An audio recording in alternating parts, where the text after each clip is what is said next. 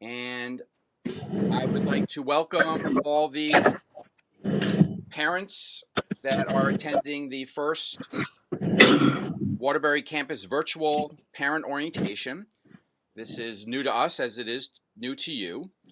So we hope that we can answer all your questions and provide you with all the information that you are looking for.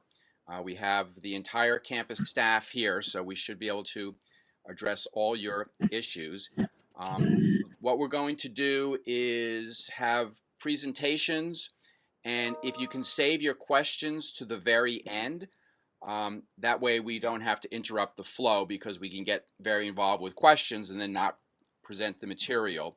Each panelist is only going to spend a couple of minutes presenting, so you won't be overwhelmed. So you can save your questions. You can also enter your questions into the chat function, and that is at the bottom of your screen. There's like a little sort of cartoon balloon that you can check on, and I guess what you can do is you can send the question to either all the panelists, or just you can send it to the host. Have those questions available for you.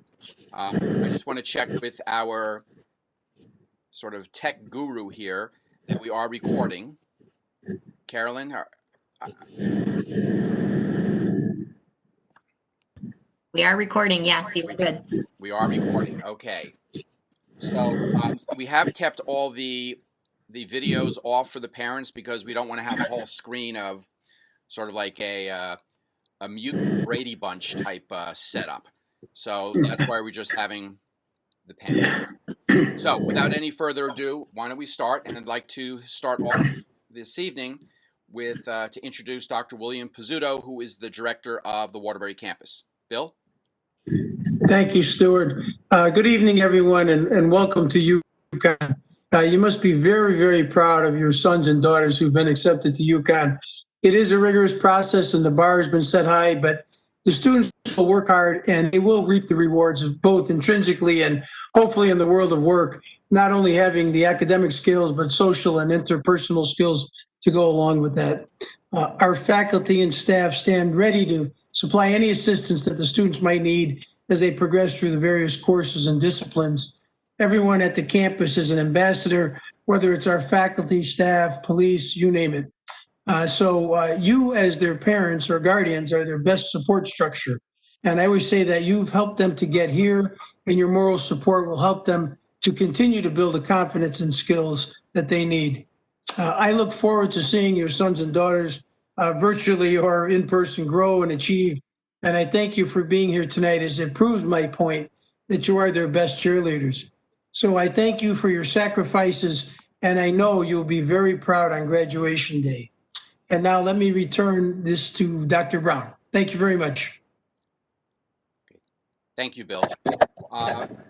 We have in the invite, there was a Word document with just some information. I'll be going over some of that during the presentation. This presentation, as you realize, is being recorded, and there will be supplemental material that will be posted on the website.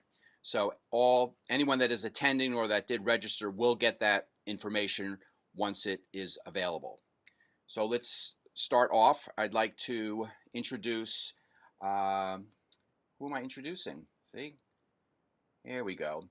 I would like to introduce Master Sergeant Thomas DePonte from the University Police, who will lead us off with our presentations. Thank you, Dr. Brown, and welcome everybody. I'm actually pinch hitting for Master Sergeant DePonte today. My name is J.B. O'Reilly. I'm a police officer here with the UConn Police Department, and I work full-time in our community outreach unit. I'm going to be speaking to you a little bit today about public safety. Oftentimes people think that's just police, but here at UConn we have full-time police and fire, as well as our Office of Emergency Management, our fire marshal and buildings inspectors, and our environmental health and safety. Fire department is at our stores and Farmington branches, but emergency management, building inspectors, and environmental health and safety They are at all of our campuses. Today, we're going to speak a little bit about our role and jurisdiction across UConn. We're somewhat unique here at the UConn Police Department that we are a statewide agency where we have a presence at all 7 of our campuses, but our jurisdiction is UConn property. It's not statewide jurisdiction. So sometimes jurisdiction is ultimately just arbitrary lines drawn in the sand. If you need help and you see a UConn police officer, we will get you the help you need. And ultimately, if it turns out to be a case in the case of Waterbury, in Waterbury's jurisdiction, we will assist them in seeing that case through. If you have questions or things you'd like to learn more about our police department or the entire division of public safety, please check out publicsafety.uconn.edu, and police specific would be /police. Next slide, please. Like I said earlier, we are a statewide police department. Our headquarters is here in Storrs. We have regional substations in Avery Point, Farmington, Hartford, Stamford, Hartford Law, and in Waterbury. And like I said earlier, we have very good partnerships with the local police departments, as well as the Connecticut State Police, to make sure we're providing the highest level of service for our UConn community, students, staff, and faculty. Next slide, please. In Waterbury specifically, we work day shift and evening shift. So we're there Monday through Friday from 7 in the morning to 11 at night while the campus is open, as well as Saturday from 7 to 3. Our jurisdiction is both buildings, the main campus building and the rectory building across the street. And like I said earlier, we are first responders on UConn's campus, but we partner with Waterbury Police, Waterbury Fire, and the State Police Department. So if there is an issue nearby campus, we will respond to it. And certainly we will help our students and staff as needed. But ultimately, the case may be followed up and seen through by the local Waterbury Police Department. Next slide, please. We are a traditional police department in that we provide the normal services you would expect from your local police department. We do preventative patrols, we respond to emergencies, and we investigate crimes. What I think we do really well here at UConn, though, is we go above and beyond. We provide victim services at the highest levels. We have a full-time community outreach unit, which is dedicated to public safety education, and that's my unit here, so I'm very proud of it, and I do a lot of work with the regional campuses for community outreach. We also have a special victims unit, which deals with crimes of a sensitive nature, and a crisis intervention team. And this is a unit I'm very proud of here because we have officers highly trained and skilled in identifying people in crisis, whether it's a mental crisis or emotional crisis, trained to identify those people and get them the help they need through local partners. We also provide car seat installations, team building and communication workshops, as well as self-defense classes. So if you're interested in any of those types of classes and programming, please check out our website. We're glad to deliver them to the Waterbury campus. Next slide, please. So below is a list of the phone numbers you can call to reach our public safety partners. And that bottom email address is for our community outreach unit. Those emails come directly to me. So if you have any questions or anything you'd like to follow up on, please don't hesitate to reach out. I'm glad to work with you. And let me be the first of many, I would say today, to say welcome to UConn. Next presenter will be from the Bursar's office. Hi, good evening. My name is Kit Casey, and I am representing both the Office of the Bursar for the UConn Waterbury campus, as well as the Office of Student Financial Aid Services. Next slide, please. Okay, so verification documents. As far as financial aid is concerned, most students have already been notified if we are missing any documents. If there's anything that we need to complete their financial aid process, they would have already, at this point, have received various emails. Next slide, please. Okay, so undergraduate loans at a glance. So we have subsidized loans, which is subsidized by the federal government. There is no interest associated with these loans. And as you can see, the interest rate on this loan is pretty low. It's 2.75, which is probably half the amount of of what it was last year due to COVID. An unsubsidized loan has interest from the very beginning, and Federal Direct Plus loans is a loan that a parent would take out for the student. The last loan that I would recommend for any student or parent to take is a private or alternative loan because of the variable interest rates being quite a lot higher. Next slide. Okay, so applying for direct student loans.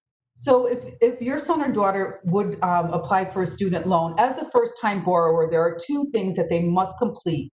And one is called entrance counseling. It's a quiz that they need to take to educate themselves to the fact that they are creating debt. The second thing is a master promissory note, and that is their legal promise to pay this money back once they graduate. Next slide.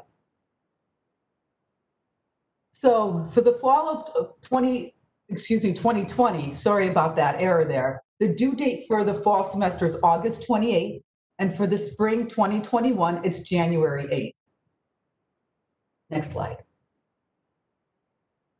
Okay, so one of the most important things I want to say tonight is the deletion of the health insurance fee on the bill. So students have until September 15th, 2020 to remove this fee from their fee bill. It is $1,100, and if they are insured by a different carrier, they have the ability to go onto their student center under permissions and requests, health insurance waiver. They answer a few simple questions, put in their insurance card number, and that fee comes off the bill. I emphasize this because if they fail to do this after the 15th of September, you've actually bought an insurance policy for your son or daughter. Next slide. Payment options.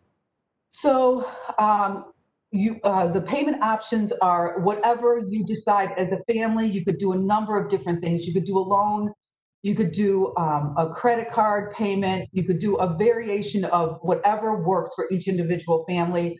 We have a payment plan that it costs $100 to enroll, and there are four equal installments. A lot of parents like this. You could pay by mailing in a check to the campus if that works for you. You know, it's really an individual decision on how to pay the bill. Next slide.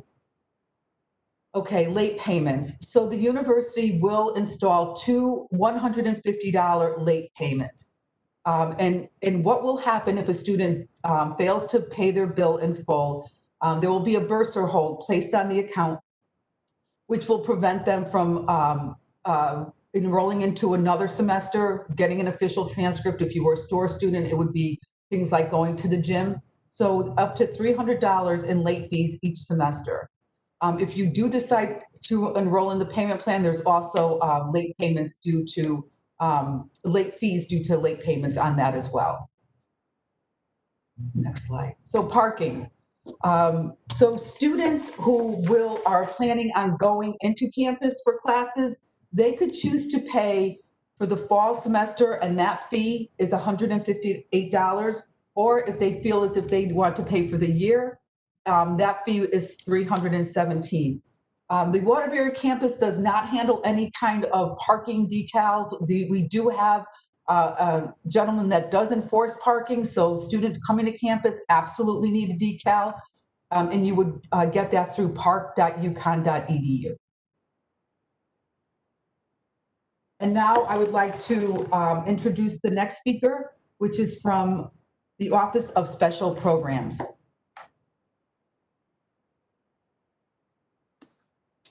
Thank you, Kit. Good evening, everyone. My name is Jamie Caruso. I'm the Director of Special Programs and Honors Advisor for the Waterbury campus. And I'm going to talk first about the Tutoring Center. So the Tutoring Center provides online academic services for all Waterbury campus students. Tutoring is available for several 1,000 level courses, including many of the first-year STEM courses, such as accounting, biology, economics, mathematics, psychology, and Spanish. Also, there is a study and life skills tutor available to assist students with test-taking preparation, note-taking strategies, study skills, time management techniques, and more. Tutoring is offered in a group session via WebEx and will also be available by individual appointments this fall.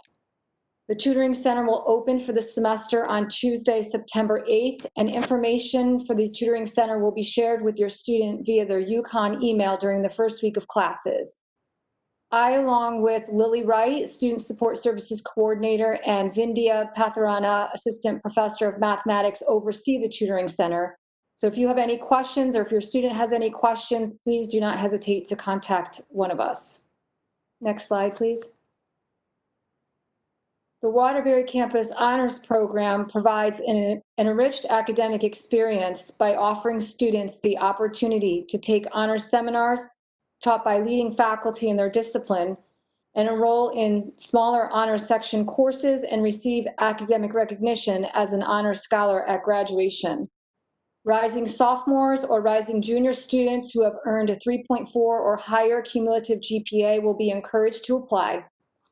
Students meeting the admissions criteria at the end of the fall semester will receive an email with an invitation to apply to the program. The application deadlines for fall 2021 admissions will be mid-February and early April.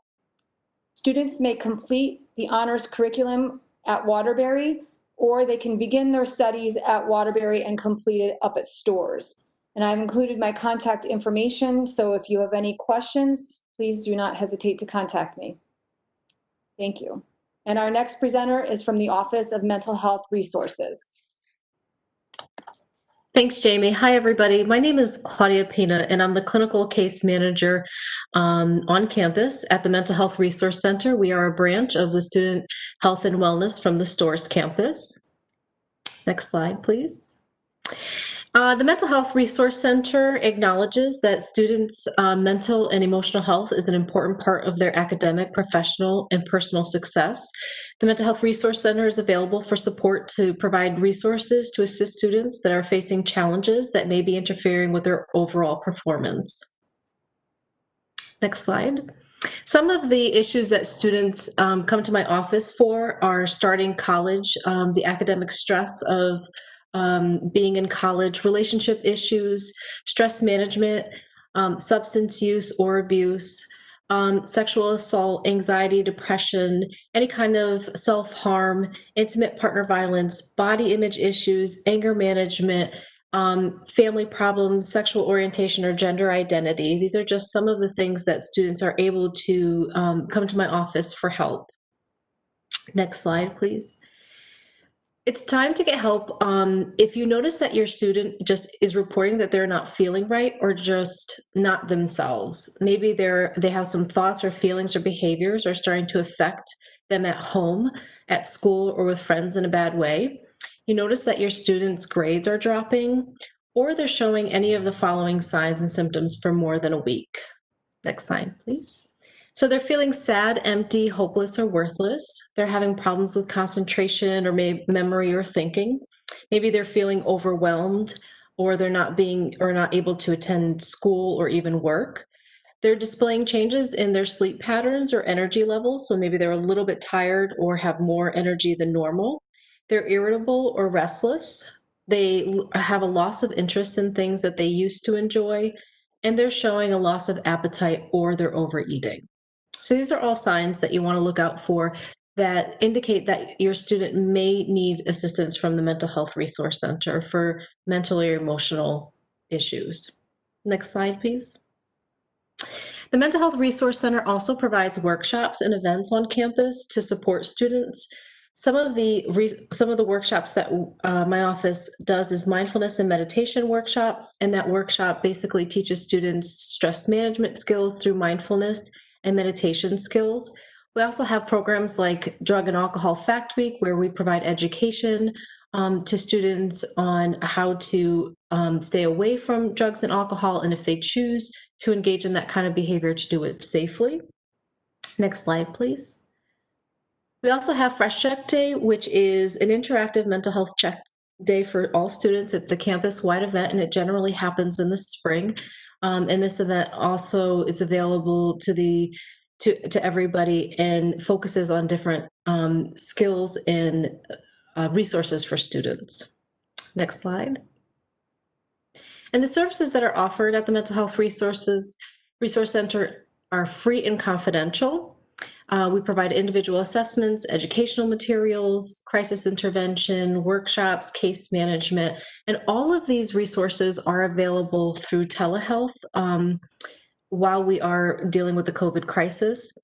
But I also will be on campus 1 day a week if students want to meet face-to-face. I also receive phone calls from parents or family members who are concerned, and I'm happy to take those phone calls. But please be reminded that I do need to honor confidentiality. So if you do contact the office, please be mindful of that. Next slide. And how to make an appointment with me. Students are able to make an appointment with me via phone or email. Since we are virtual right now, the best way to reach me would be through email. And that also applies to yourselves if you are needing any kind of resources or have any questions or concerns. Our next presenter is from the Center of Students with Disabilities. So Rachel could not make it tonight, so I'm going to be subbing for her. And I just do want to make a note, if you have friends that are maybe texting you or emailing you saying, hey, I can't get into the program, I am trying to send links to sort of latecomers or people that just registered. So, and like I said before, we are recording this event. So the Center for Students with Disabilities, we're very fortunate at the Waterbury campus to have a designated person, and Rachel is that person, and you can see the contact information on the screen, and so you can email her or you can call her, and that is her direct line. Next slide. So just in general, the Center for Students with Disabilities works with 4,500 students across the university. Here in Waterbury, we have about 55 students that Rachel will be working with. The largest populations are psychiatric and chronic health conditions. There are a number of accommodations that students can receive based on their documented disability. The two most common are extended time for testing and note-taking. And even though a lot of the students will be taking classes virtually, accommodations are still part of the curriculum. So people would just need to contact, or students would need to be contacting Rachel, or it's very simple to register, and students do need to register, and the earlier the better to get everything in place. I'd like to tell students there's no such thing as a do-over. So if a student has the need for accommodations and they take their first chemistry exam and don't do well, they can't come to my office or Rachel and say, oh, I never got my accommodations back in August, so I'm going to apply for them and retake that chemistry exam. No, it would be moving forward. So that's why you want to make sure you get the accommodations in place.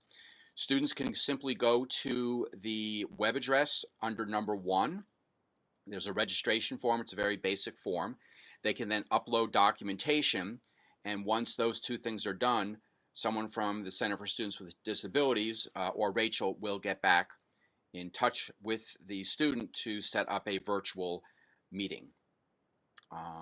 The main thing is that Rachel is here to explain the rights and responsibilities and to work on coordinating the accommodations. Next slide. So again, just basic contact information for Rachel. And I'm now, since I was not the presenter, I don't have my cheat sheet in front of me. So I'm now going to introduce from the our staff person from the Center for Career Development and Education Abroad. All right. Thank you, Stu. My name is Susan Heidwick, and I'm a career counselor and the liaison to the Education Abroad office. And I look forward to individually meeting with your son or daughter for career counseling. So in the first year, they often need help with choosing a major. And as you can see, 65% change their major, their course of study.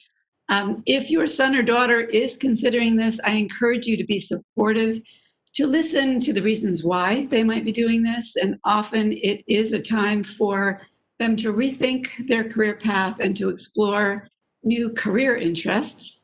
And here I can help them research majors, find hands-on experiences, career shadow, find internships. And there are also many online assessments and inventories that I can help them to interpret. So once a student has a good career in sight, I help them build a resume in their first year. And you might wonder why in their first year, but there is a relationship between engaging in leadership, sports, teamwork, and building their resume in their first year, and employability. They also use their resume in their first year to apply for freshman scholarships. And then regarding events, an example that we had this spring was a new allied health major. We had career panels in allied health, and graduates came back to the university and they talked about their major and where they're employed. Next slide, please. So down the road, students may access links to all the resources you see here on this page. The Center for Career Development in Waterbury has these resources. You can just Google Career Development Waterbury, and you'll see all the virtual events and career resources that students can use, and they can make an appointment with me also via WebEx. I can help them navigate these resources, practice interviewing and such. And also, we're having a virtual career fair, which is going to be the end of September, where we're having about 70 employers sign on, and they're going to be having employers talk about their industries, and our students can take advantage of this. We also have weekly virtual career conversations where we partner with stores to host employers on campus. Next slide. So I also am the liaison to the Education Abroad office. And as you probably know, the university has decided to cancel fall programs based on the level 4 travel advisory. But we have a special link for families. And if you just think of going to abroad.uconn.edu or UConn Abroad, you're going to see resources. And you click on that link, resources, and there you'll find everything a parent needs to know about the latest health and safety information, financial aid, etc. So please remember that, abroad.uconn.edu. Students can also make individual WebEx or phone appointments directly with me or the Education Abroad office. If they do that, they will find an advisor corresponding to their major. So typically, students do go in their sophomore year. And next slide.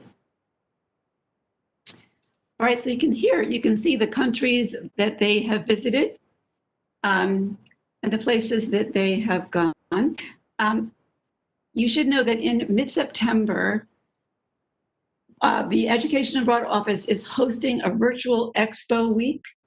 And here students can find out everything they need to know about the application process, plans of study, scholarships. And so please remember abroad.uconn.edu to find out all of this information.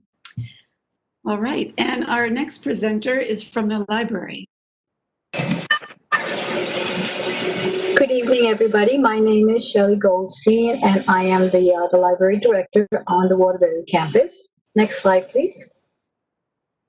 Okay, this is a slide of actually the way the library is under normal circumstances. We do have 3 floors. We provide study space, individual and group study space. We have thousands and thousands of electronic resources, which means that students can use the library from home, from other places where they are comfortable studying. It doesn't have to be the library, although we do love to see them. So there's online access. We do a lot of borrowing from all libraries, not only UConn. campuses, but far and wide. So our UConn Waterbury students are able to just request books and they get sent to the campus. We have an Ask a Librarian, which is a chat service now more helpful than ever, because if students have a quick question, they can ask a librarian, and the librarians are based in all different campuses. Next slide, please. Okay, this is our library homepage, and your students will see me or hear me quite a bit. I'll be talking to them during their first year experience classes, and I work very closely with faculty. This is really where research begins. This is where they can identify any books that we have, any streaming video that we have. And as you can see from my screen capture, we are open virtually, and that is actually my direct contact information. Next slide, please. Okay, so where are we now with the COVID crisis? Our hours are usually much longer, but right now we can only offer 10 to 2. We are, of course, expecting people to wear masks, and we will be monitoring social distance.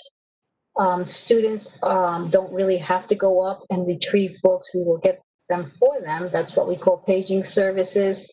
Once materials get returned, they're going to be quarantined for 3 days. And we will have a monitor walking around just to make sure that everybody's safe and we're following UConn procedures.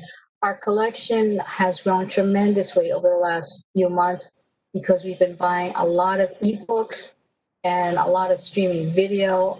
We have arranged partnerships with publishers, and actually about 90% of our print collection is now visible and available through the catalog online, so they can read whatever they'd like. This is temporary access. Once we open, of course, the e-access goes away. Since I'm the library director, I wear many hats at a small regional campus. I'm also their connection to research, and if they're having trouble getting their papers done, I work with them one-on-one. Typically, I do that in person. Now I will do it through WebEx, so I will be sharing with them my contact information, and I will be working with them one-on-one, except on a kind of a virtual level. Next slide, please. Okay, and our next presenter is from the IT office. Thank you. Thank you very much, Shelley. My name is Braden Mellon, and I'm one of 3 people in the IT department. The other 2 are Andrew Washington and Victor Schiavi.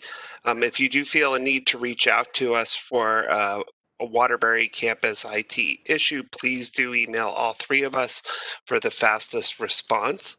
I'm going to go slightly off script for one moment. In the chat section, I am posting a bunch of links that I think will be useful to you and your sons and daughters. So feel free to copy and paste those into another document for future reference if you'd like. Next slide, please. Okay, so these are not all of the technology resources for UConn Waterbury. There are some of them, and I'm sure you're overwhelmed, so let's get to some of the most important ones. Your students should go to techtraining.uconn.edu. That'll get them started on setting up their NetID and other critical things that they will use in their virtual environment. The other really big one on this list is device requirements. This is something that's new this semester, and it's something that that the students are going to need for hybrid or remote learning to make sure that they're successful. So I believe Stuart's going to make available in the parent orientation website the full details, but in a nutshell, you should have an Intel Core i5 or an AMD Ryzen 5 processor or better, a minimum of 8 gigs of RAM. You should have a Windows 10 if it's PC-based, or Mac OS 10.15 or higher for the operating system. And it should have a hard drive that's at least 256 gigabytes of space, a wireless network card, and a built-in camera and microphone. While it's not required, I do highly recommend having what is traditionally a gaming headset, as it blocks background noise out, which is useful for the student as well as the people on the other end of the presentation. The next item is Husky CT. This is a centralized hub where faculty and students will have discourse. They'll receive assignments, turn in assignments. So that's going to be a pretty key area of the student's life. WebEx is what we're using right now. It allows for two-way real-time communication in the right setting and obviously the ability to share content. University email for students is handled through the Google suite of apps, specifically Gmail. It's really important that students monitor the Gmail account, as all official communication from the university is sent to that address. So they do need to monitor that to avoid problems down the road. Software and remote access. There is a lot of software that normally would be quite expensive that's available for free to the students. I believe I put the link over on the side. It's software.uconn.edu, which I'll add at the end. It'll include things like Microsoft Office. They can, I believe, actually get operating systems there, and things like Adobe Creative Suite, which is usually very expensive as a subscription service. So please take advantage of that. Another website is anywhere.uconn.edu, and this is an area that would allow your student to use cloud-based services to work remotely if they needed to. Printing is handled on campus. We have a number of printers. Most of them are located in the library, but we do have some in the hallway. And for more information, you would want to visit huskyprint.uconn.edu. Respondus Lockdown Browser is actually exactly what it sounds like. If a student is taking a makeup test or a test remotely, they might be required by their professor to use this browser, which prevents, while they're taking the test, the ability to open up any other web browsers. The idea is to reduce the desire to try to Google an answer. Web conferencing. So WebEx is one example, but we also use within Husky CT something called Collaborate, which is really specifically tailored to educational experiences, and it's quite wonderful. Cloud-based file storage. There are multiple types of storage, but the key one students will be using is what's known as their P drive. It's a personal drive that's encrypted, it's secure, it's backed up multiple times throughout the day, and it's accessible anywhere that the student has access to internet with their device. So it's going to be a key tool to their success down the road. Last, I'd like to mention that technical support for a student, the best place to go is the help desk. It's a help desk that's run primarily by students. If students can't resolve an issue, it gets raised to a higher level within the IT staff. They're quite efficient at resolving issues because they use the technology every single day. That about wraps it up for IT and Media Services. Our next presenter is with the Student Activities Office. My name is Jim Long. I'm the Student Activities Coordinator. I primarily work with student government and other clubs, but my office does do a little bit of programming, and I'm looking at a author to come in as a speaker, a person who deals with meditation, and a comedian that also is Muslim, so has some diversity aspects to it. Student government is the main group that does programming on campus. Their elections, if your freshman is interested in being part of it, are September 24th, and we'll start sending out information about how to run for student government. There's an involvement fair actually earlier than that where they can learn about clubs. It looks to be the second Wednesday in the evening of September. And the student government right now is planning 4 trivia nights, 1 a month, 4 game nights, some online gaming tournaments, an online scavenger hunt, and various other things, one of which this is rather new, so I don't even know what to call it, but for lack of a better term, it will be a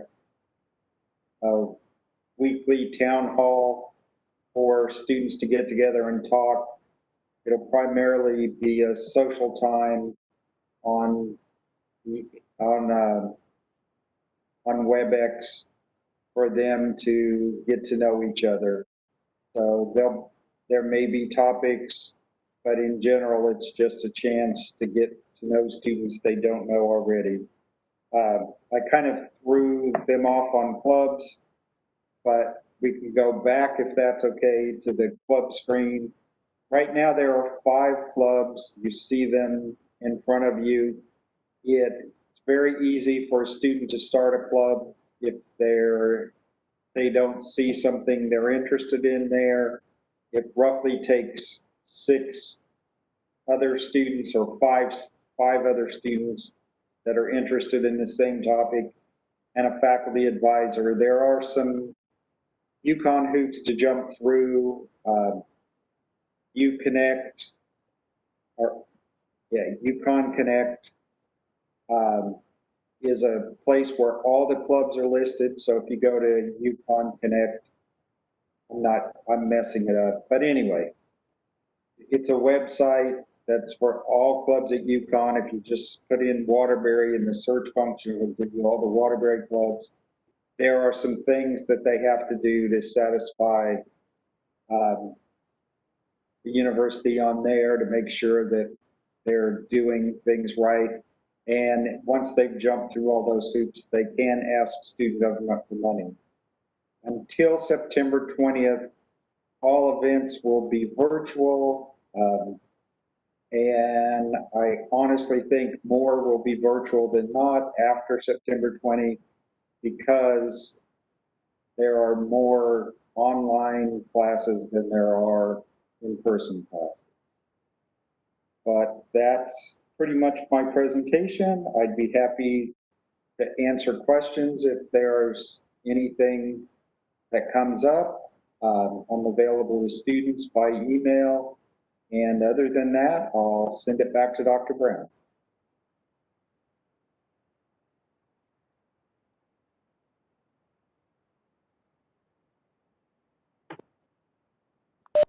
So it'd probably be good if I unmute my microphone. So I just want to go over just some bits of information that your students received already, but just to give you a small flavor of it. And again, if you have questions, you can go into the chat function and type a question in. So the first is the academic calendar, and you'll see that classes start on the 31st. And the second point is add drops. So students actually have the ability now to make changes to their schedule, and they can do this through September 14th, and there will be no demarcation on their transcript. So there won't be a W for withdrawal. We do ask any student that plans to change their schedule to please contact an advisor. We know parents and brothers and sisters like to assist, but we do really encourage the student to contact us so we can have a record of it and make sure that they are getting into the correct class. So please, if you want to advise, that's okay, but make sure they do contact someone. After the 14th, students can drop a class, filling out a form, but they will get a W. So it's best if they make changes really before Labor Day. They don't want to do changes the second week of the semester, because then they're late going into the class, and that has a lot of ramifications to that. Warnings go out beginning October 9th and through the rest of October. November 2nd is the last day a student can drop a class. Registration for freshmen will begin around the first week of November. It might say you might see a chart that says earlier, but that's for seniors. Freshmen won't register till November.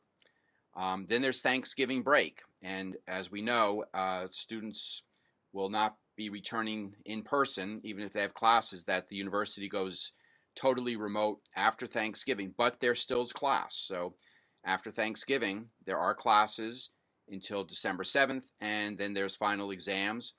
Please do not schedule anything for final exams. I know most vacations are probably not going to be happening, but students have finals, so please do not schedule anything at that point. Next slide.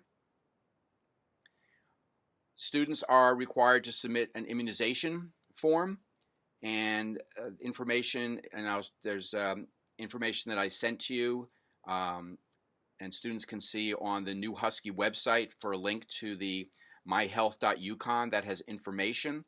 They can also upload their student health form. They do not need a physical. Also, and I'll get to this later, students that are going to be having an in-person class need to have a COVID test, and that can also be uploaded to the same portal. Next slide. Email. In today's world, email is critically important. We do not email to students private email. So we have encouraged them all summer. They have to set up their UConn email. During this presentation, I'm trying to monitor parents that are emailing me and whatnot. I'm getting emails from people at stores right now about things. And there's a letter that's going out tomorrow about what's called the U Promise. So there is a lot going back and forth with email. Please ask if they have it activated. If not, contact the help desk. It would take a couple of minutes to get that done. I can't stress enough, especially this fall. In all my 30 plus years, I don't know if they had email 30 years ago, but in all my years, this is probably the most important semester that students activate and check their email. Next slide. FERPA, I'm not going to spend a lot of time because I want to be mindful of people's time, but basically FERPA is the Family Educational Rights and Privacy Act. So now that students are UConn students, we cannot hand out information as readily as when they were in high school. There are some waivers. So next slide. So we have what's called the designated PIN page, and this means you can talk to someone, but there's also information that you can see, and that's called delegated access. Next page. So for the designee PIN, where you can talk, you're going to set up a 4-letter digit code, and you'll see all the categories that you can check to ask. For the regional campuses, it's usually student financials, student services, or academic advising. Next slide. So this is if they go to ferpa.uconn.edu, and again, I'll send this information in the document. This has all the information and all the links. Next page. And the delegated access, where you can view, you don't have to talk to anyone, and you see the 4 bullet points. So financial aid information, holds on the account, enrollment history. So if you sign up for the delegated view, you can just access this information whenever you want. Next slide. And this is a snapshot of a student center, and the green arrow points where they would click to enter the information. Next slide. And again, I'll send this out, but it's going to be ferpa.uconn.edu. The new student checklist is at this New Husky website, and the link that has important dates and information is critically important because it has things like how to upload your ID card, and I'm going to get into IDs in a minute, student health form, a lot of these modules. So to have a dinner conversation, you can casually ask, oh, have you checked your New Husky webpage before you ask to pass the mashed potatoes or something. So it's really important that they do check this. Next slide. So just some real quick basics. As I mentioned, the first 10 days of the semester are ad drop. Attendance, even virtual attendance, it is not mandatory, but it is necessary. There will be those midterm grade warnings. Final exams will be at the end of the semester. Of course, they'll all be virtual, but it is important that students are participating in the class and that they know the deadlines and how the finals are going to be administered. At the end of the semester, students that most likely are going to get below, let's say, a 1.8, which is just around a C- average, will be put on academic probation. 2 semesters of academic probation, and the students will be academically dismissed. They can appeal, and Jamie Caruso, who's from Special Programs, who spoke earlier, works incredibly hard with all probation students. So if they work with her, the odds are they will not end up on probation in the spring semester. And then there is a Dean's List, and the Dean's List is a university Dean's List. It's not a Waterbury campus. So if you are on the Dean's List, you are on the University of Connecticut Dean's List. And that does change every semester because of the grades. You could go to the registrar's website, and I'll put that also on the information that I put online.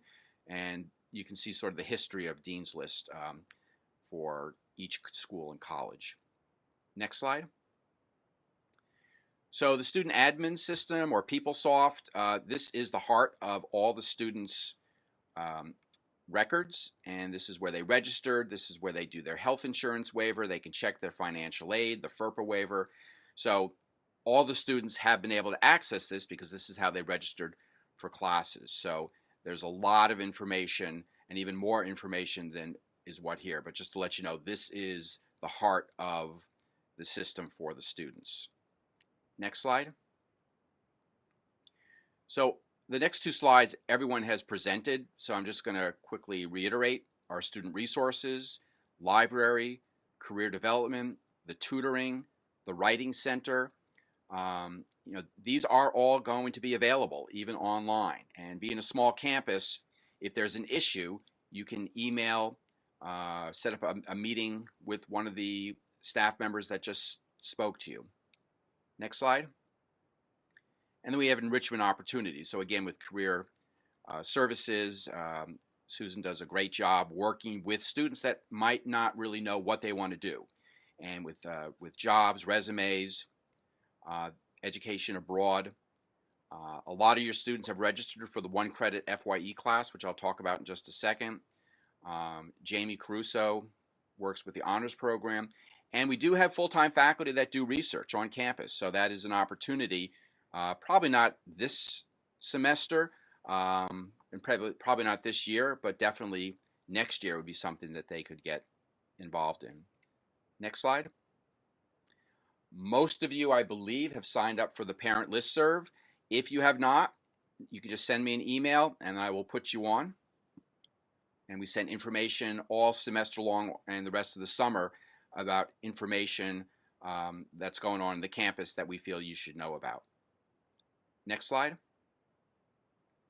So the first year experience course, FYE, again, most of your students have registered for it. I did not check. There might be a couple of spaces left. It's really a class to help with the transition from high school to college. So we go over study skills, time management, how to use the library. Susan comes in and talks about resume writing. So it's a really good course. It's a small class. So in the virtual world, we still are going to try and get students to mingle virtually. Next slide. So the university has a conduct code and also the catalog. And when a student accepts admission, we expect them to follow both. The catalog is sort of the Bible of any university: rules, regulations, requirements for majors, and it's online. Simply catalog.uconn.edu. Next slide. So community standards, we really have 3 main areas: academic behavior, student behavior, and sexual misconduct, relationship violence. For the most part, at the Waterbury campus, we see a lot of academic integrity, plagiarism, cheating, and there are consequences for all these behaviors. We have a number of modules that are addressing some of these areas that students are required to view. Next slide. Many students will continue their four-year degree program at the Waterbury campus. Students that complete usually 54 credits, which is 2 years, and there are exceptions, so don't start flooding the chat line with, but my son, my daughter. We know all about all the exceptions, but for the most part, after 54 credits, students have the opportunity to what we call campus change to the store's campus. If your son or daughter has questions, they should see their advisor about that. I don't want to spend too much time, just that that is what is done, and the key phrase is once they complete their programmatic requirements for their program. Next slide. So the Brown Building, I do not have ownership in this. The Brown Building is a private residence hall diagonally across the street. It's, as it says, apartment-style suites. These are they were all renovated a couple years ago. They are magnificent. I mean, they are beautiful. If these were New York apartments, they'd be going for probably twice the amount. And you get some with a beautiful view of the green. There's study lounge, common lounge, there's private parking. So we have like a dotted line relationship with them. But if sort of quote unquote living on campus is an option that you want to pursue, you can email the people at the Brown Building or call them. Next slide. So, campus reopening information. I just want to give you a flavor of what we've been talking about the last couple of weeks, couple of hours. So, the campus has received cloth masks with the UConn logo, and those will be distributed. There will be hand sanitizer and dispensers and wipes outside of all class spaces. We're going to funnel all students through one entry point, so if they come through the parking garage and also on the side of the building, there's an entranceway right there. There will be a security officer there, and he'll be checking student IDs to confirm A, they're a student, or B, they have legitimate business. So this is why it is critically important your son or daughter gets their ID. It takes about 30 seconds to do. The ID will be mailed directly to their home. So they need to make sure they get that.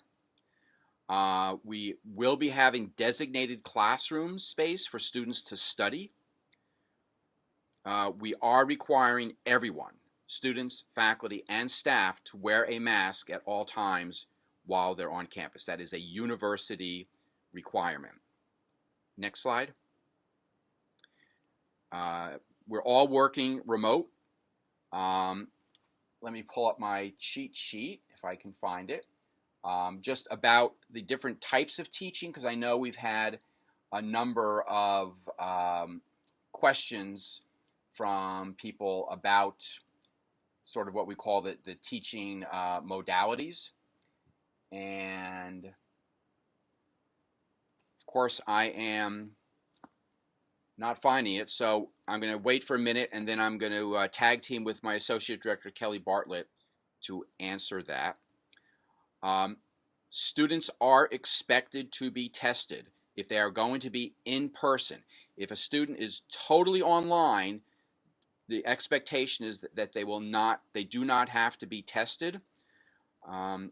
Students can come into the building without being tested if they have a task. For example, the bookstore will be open for a few days the first week. So if the student is all online, they do not have to be tested just to go to the bookstore. It's more if they're going to be on the campus on a regular basis, and that's if they have to be there. Students will not be permitted to just hang out and linger at the campus. As I said earlier, the results need to be uploaded to the UConn Health portal. If students are non-compliant, a hold will be put on their account, so they will not be able to register for the spring semester.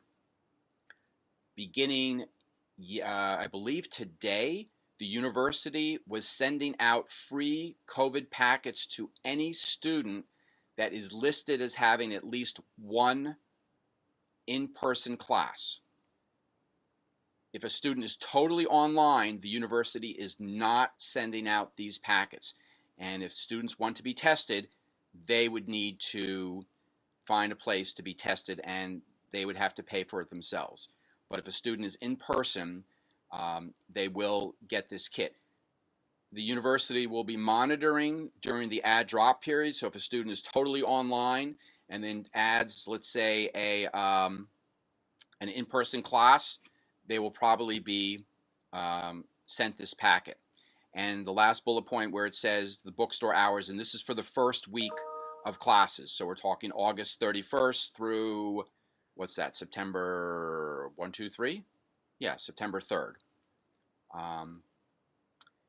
And I think that is it. Next slide should probably be the question slide. Yes. Okay, so let me ask Kelly to chime in just quickly about the teaching modalities. Sure. So welcome. My name is Kelly Bartlett. I'm the Associate Director of Student Services. As Dr. Brown mentioned, I'm sure many of you have questions about these modalities. We've received quite a few questions from students just with clarification on what each title of modality means. So to break it up most specifically, modalities that do not require a student to be on campus. So if a student is enrolled in either of these two modalities, they do not need to be on campus at all. And that would be our online courses. So those are courses that do not meet in person. There's no particular time for that course. So students will access materials through Husky CT, but that'll likely be at their time frame, and there'll be deadlines to complete things, but students will not have to be online at a specific time. There are also distance learning courses. So those courses will not meet in person, but they will have a time associated, and students will have to be engaging with the coursework during the time that the class is listed. And the students are likely going to be engaging with the coursework in a similar manner to how we are now. So through WebEx, or as Braden mentioned, Blackboard Collaborate or Microsoft Teams. And so those instructors would be giving instruction to students about the particular platform that they'll be using. So again, those modalities do not require students to be on campus. The other three modalities that a student may see listed, the first is hybrid blended. And so that will have both in-person and online components. So students should expect that they will need to be on campus, but they may not need to be on campus for all scheduled meetings. So again, the instructor would provide further instructions about how often, but again, expect to be on campus. It may just not be for every particular time frame. And then there are our in-person classes, which are just as they appear.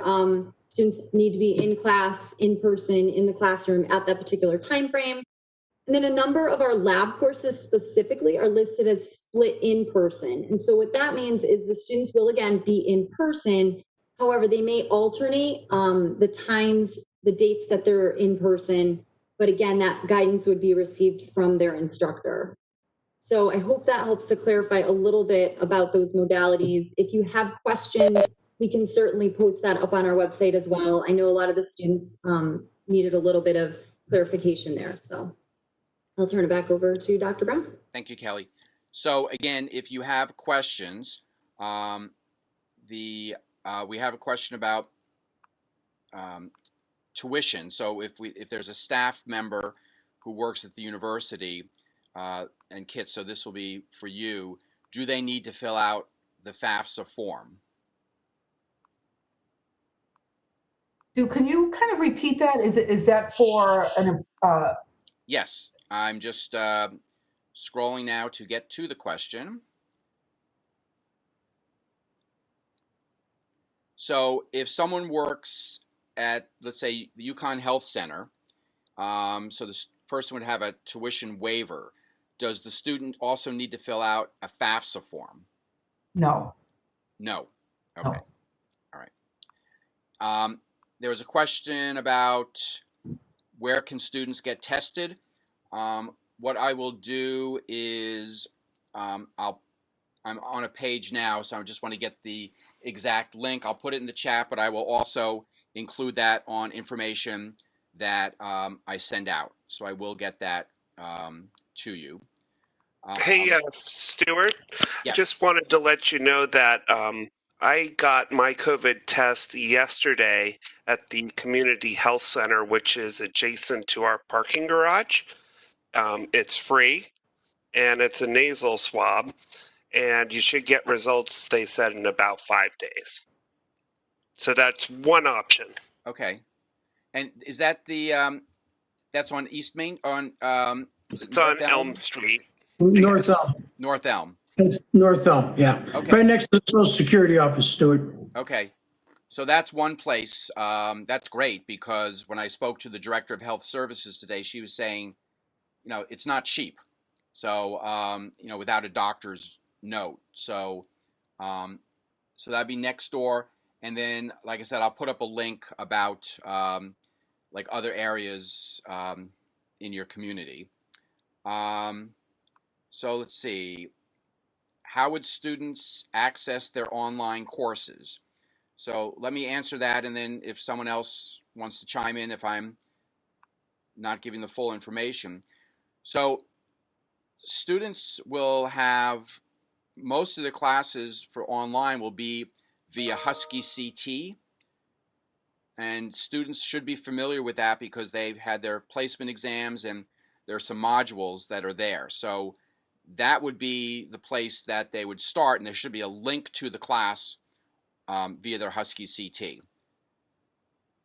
Kelly or any more other information about that? No, that's correct. So any courses that will be using Husky CT that a student is registered for, when they log into Husky CT, I believe it's on the first day of the semester, those particular courses that will be using Husky CT will be accessible for them, unless their instructor has provided the ability for them to access the course earlier, and instructors can do that. But that's how they would access that, is through Husky CT. Okay. Another question. Oops, disappeared.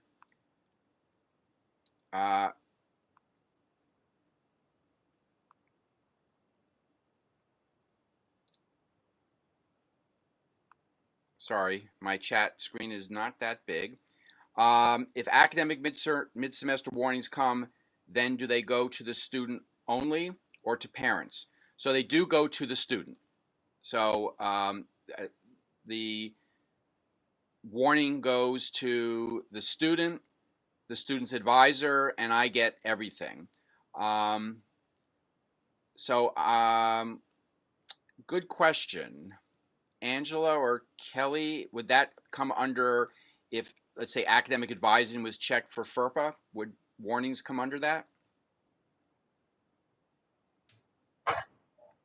I believe midterm warnings were included as something an advisor who is in connection with someone who's under FERPA can talk about. There are, though, times where we may ask for, oftentimes when I'm meeting with a student, I want to talk with the student that it's okay that I communicate with their parents about some of these things, even if they are on FERPA. So sometimes I will try to have a conversation with both parent and student about that particular information. But I believe, Stu, it is under the academic information as something we are allowed to communicate with parents about if they're listed in FERPA. Okay. And the thing about the warning, it is a warning. I mean, it's an academic warning. So we encourage all students to talk to the instructor to see what they can do. It is not a permanent mark. It is just a warning. Next question. If students receive, if they are getting this kit in the mail for COVID, is that information or is it an actual kit? It is, my understanding, it's the actual kit. So it's sort of like a home swab kit that you would send in. So it's not just, you know, here's what you need to do.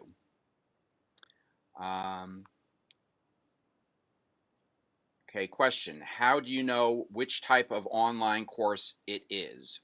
So when they registered, it should be there, and it'll become very apparent the first day of class what will be the requirements for the class. So all the modalities that Kelly talked about, the faculty member, I'm going to say, I assume, will go over the syllabus with them, and it's going to be even more important for the students to attend and read the syllabus because of the different types of modalities. Okay. Can students log into their student center now to see their schedule? Yes, it's right there when they go to their student center. Bingo, right at the front of the screen. Students are only being required to be tested, it's what, 14 days before the semester, Kelly? I don't know if I have it correctly. I think it's just they have to be able to provide proof prior to the start of the semester that they've had that test and the results into the campus or to the university. Kelly likes when I just say, and Kelly? And they only need that one. And I was talking to the Director of Health Services this afternoon. She actually said the Department of Public Health does not require commuter students. This is a university policy. So we're actually, the university is going above and beyond what they have to do with the state. So question about the insurance waiver, and Kit, correct me if I'm wrong, but the question is, once they do the waiver, how long it takes before it goes off the bill? It comes off the bill right away. Goes off the bill right away. So if someone does the waiver and you go and then look at the bill and you refresh the screen, it's still there. I would say contact you, Kit. Sure. Yeah, that'd be great. Okay. I'd be glad to walk them through it. Okay. Let me just give me 1 second. I just want to go back to the top of the question so I don't miss any. So under the Q&A window, there are a couple of questions. I'm not sure if you have that open. Okay. Thank you. Yeah, I just want to make sure, like I said, my screen is very, okay. So I will either send a link, because I went to the page and this is incredibly long URL. I will send it to all the people that are on the call. Here is the testing, how you can find testing in your area.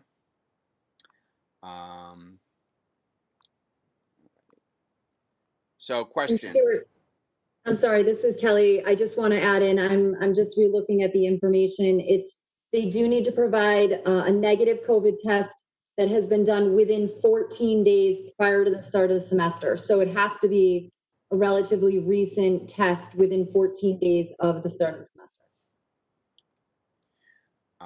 Okay, and again, the home test, I believe, is a home test. So someone was asking, is there like the swab and everything? I believe that is it.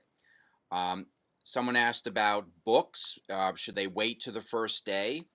Like I said, our bookstore is going to be open for a few days the first week of school. They can buy the books there. I would say if a student is unsure of the class, they might still end up dropping it if they want to wait. But after the bookstore is closed, the books will be mailed to the student, so there will be a delay. Okay. So here's a question about the ID.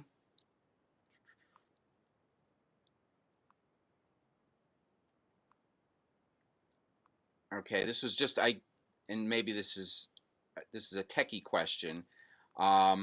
It looked like the question is the graphic was a PNG and not a JPEG, and there was an issue of converting to a JPEG and it wasn't showing up. So Braden, I don't know if that's your area, if you know, but I'd say if you can somehow, even just on the phone, it would be a JPEG, wouldn't it, Braden? I would think so. I imagine they're at the onecard.uconn.edu site.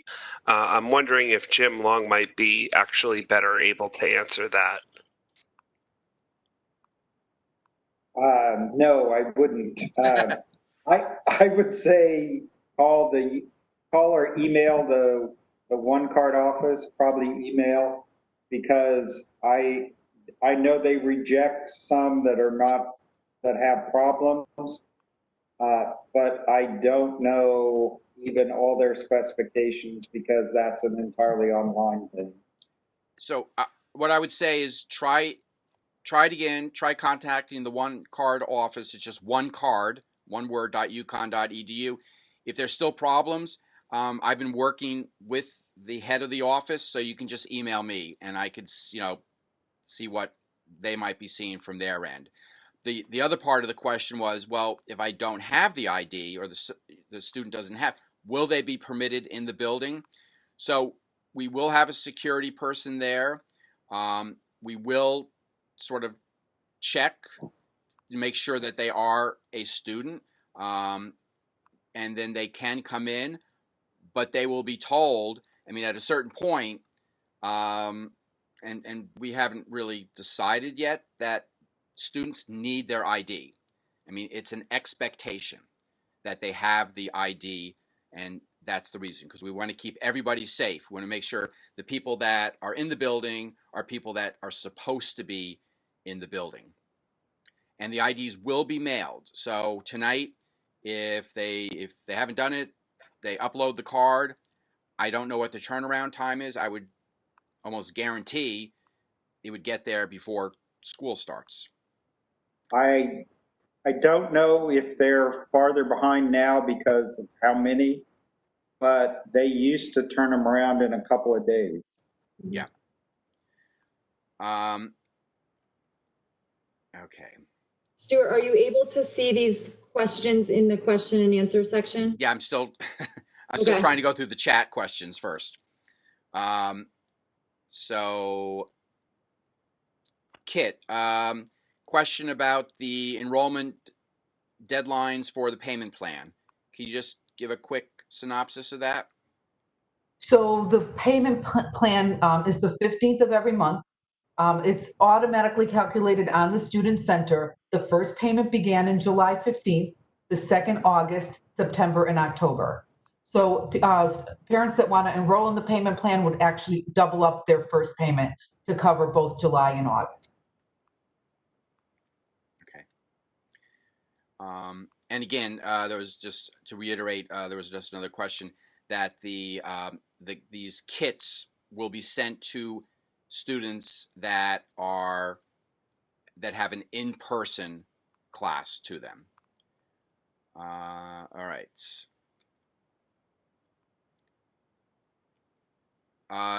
Shelley, is the library going to require ID entry, or is it assumed that if they're in the building that they don't need the ID? We will have a monitor who will be asking for an ID before you come in, because the library right now is just open to faculty, students, and staff. Okay. And again, just a question about the testing. My understanding and students should have received this email. The tests are going out between the 13th and the 16th. So there should be plenty of time to do the test and have it sent in before class. Okay, question about if a student tests positive, how many days do they need to stay off campus, quarantine, etc. So we'll be working with the local health district on that.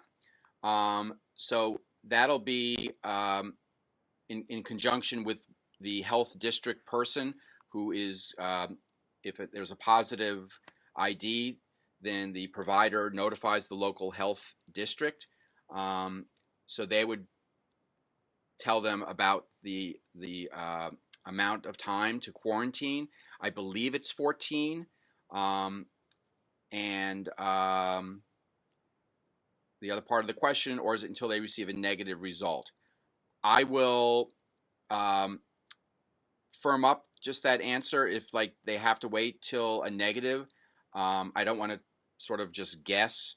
So let me just say for now that the if a student tests positive, it goes to the local health district, gets in touch with the student, gets in touch with the campus, and then we go from there. But I will double check about the quarantine, if it's just a quarantine or if it is also for a negative test.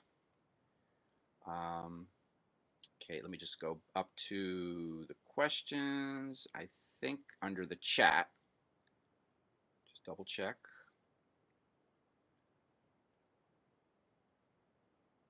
Okay.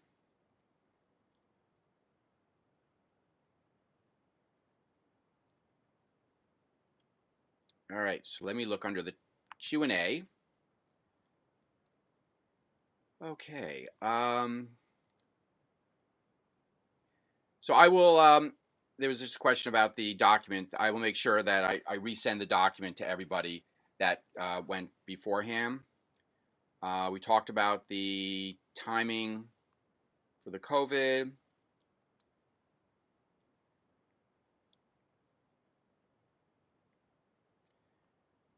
So a question about students that have in one day a combo between online and in person. So we are, as I said, we're going to have study rooms. We are looking to set aside rooms for students that have online classes. It is going to be difficult because if it's a participatory class, even if you have 2 students in there, it's going to be difficult. So we are working on that. At least there will be study areas, at least while the weather is warm. The Wi-Fi should extend to the courtyard, so students could be out there.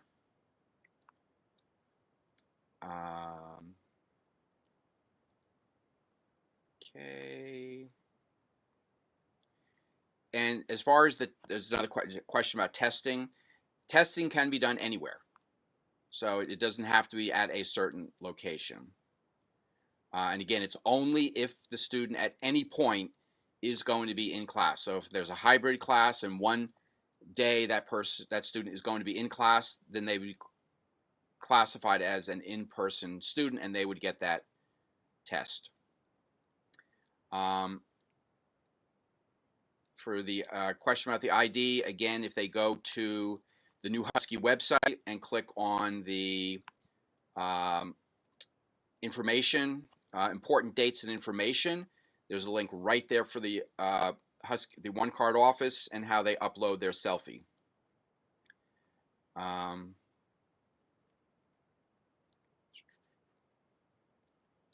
Received email to go pick up ID.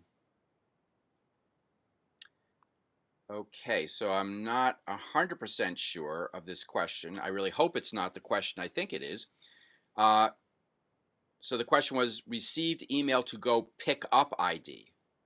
Make an appointment to get ID. Are they being mailed? My understanding, and I've talked to the office, we told them, do not send any ID to the campus.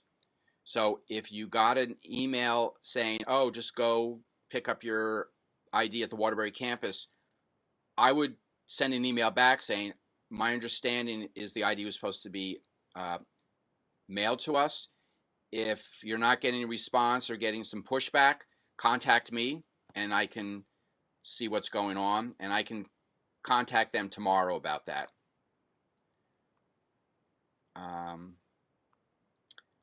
Okay, I think I have all the Q&As. Let me see. Other chats.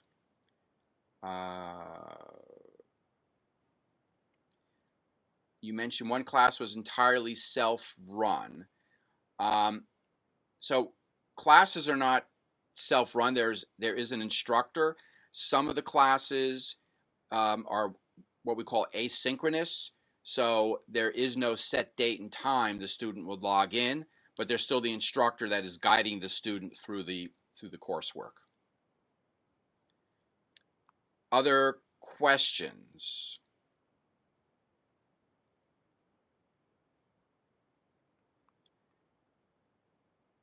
So the problem with a virtual program is I can't see, the heads nodding or people nodding off like, okay, it's time to end, or so I don't know if we just. I'll let my tech guru, Carolyn, chime in on this one. So Carolyn, it seems like we have no more chats. We have no more Q&As. Yeah, there was one question back in the beginning, and it's just a simple question. Where will this recording be posted, or are the participants of this going to get an email with the recording? Where will the recording live after this? Where will it live? So I will send an email to everybody on this list. It's probably going to be on the new Husky page under Parents Orientation. And it might be in a couple of places, but I will let you know. It might not be till Monday. We just have to sort of make sure everything is set. But an email will definitely go out.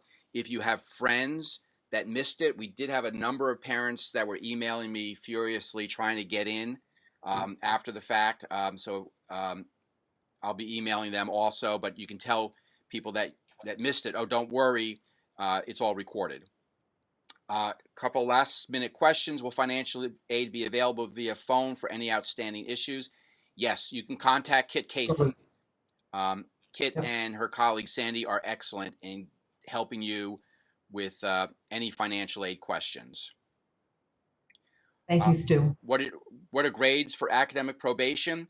So if a student has below a 1.8, a C minus is a 1.7. So figure out if your son or daughter has a C minus average, they are on probation. So anything above between a 1.8 and a 2.0, they are on university warning. And that's one step above probation. So it's still not good, but you're not on probation. And again, if some faculty might reach out to students beforehand, if they do, it's probably going to be through their UConn email, which again is so critical that they activate it. And the people at the help desk are incredibly friendly and helpful. A couple are coming in. Classes be pass-fail. Oh, I should know that because I'm on the University Senate. And it's escaping me. What was the Senate passed something earlier this summer? Does anyone remember? The provost made the decision or stated at the other parent open house or parent info session that the Senate is considering it, but they really want to gather further information. And it will be, I believe, whatever the first meeting of the Senate is, the Senate Exec Committee will be taking the issue of whether there will be pass-fail extensions or modifications, but that will not take place until that first Senate meeting. So we don't have an official answer on that yet, but it is something that they're willing to think about, but they want more information before they go ahead and make any kind of determination on that. Thank you, Kelly. All right. Well, I'm going to end this because we're at 90 plus minutes. If you have other questions, please email me, stuart.brown@uconn.edu. One last question. Someone said, what's the phone number for the help desk? It is, it's actually on one of the slides, but it's 860-486-HELP. And that is, I don't have my keyboard on me. Is that 4357? Right, 4357. So again, thank you. I will be sending out an email with more documents and the location of this. Thank you. I hope you had all your questions answered. And please remember, this is a partnership with you. So this is not the parent orientation, and we don't want to hear from you again. If you have questions, reach out to us. That is the hallmark of the Waterbury campus, is that you can reach us and you don't have to go through 5 different people to get your answer. So have a good night, and we'll see your son and daughters in just a few weeks. Good night.